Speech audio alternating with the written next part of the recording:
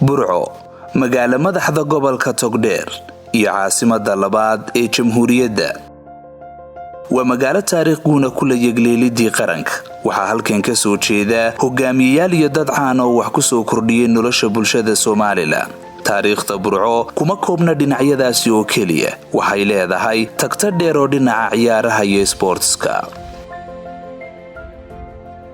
hilaadii 7-meeyadii ilaa 8-meeyadii ciyaartooyda reer burco waxay wacdara ka dhigi jireen ciyaaraha kubadda cagta curashadii Soomaaliland iyo hanaqaadkii ciyaaraha goboladana mar kale waxay burco lahayd ciyaartooyda ugu wanaagsan dalka waxayna si weyn uga dhex muuqan jireen koobka gobolada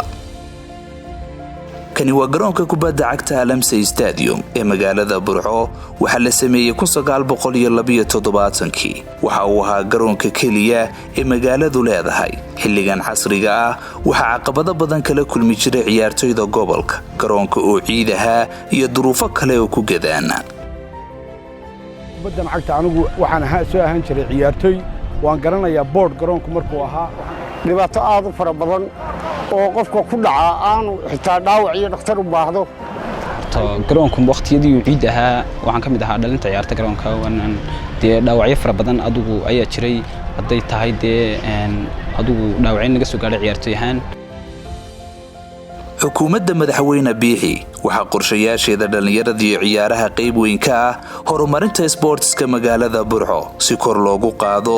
ididiilada iyo niyadda dhalinyarada waxay dhaqaale badan ku bixisay sidii garoonka Burco loo dhigi lahaa roog cagaaran oo tayo leh magaaladuna ay u heli lahayd garoon kubadeed oo soo nooleeya taariikhdii ciyaaraha ee Burco ciyaartooyga wasaaradda waa hambaliyo garoon kale oo dhismay waa qurux badan yahay insha Allah horumar ciyaaru keeni doono waxa maanta wax ilaahay lagu maadnaqaade waqti xaadirkan aanu taaganahay garoonku waa rog taana waxa mahadeeda leh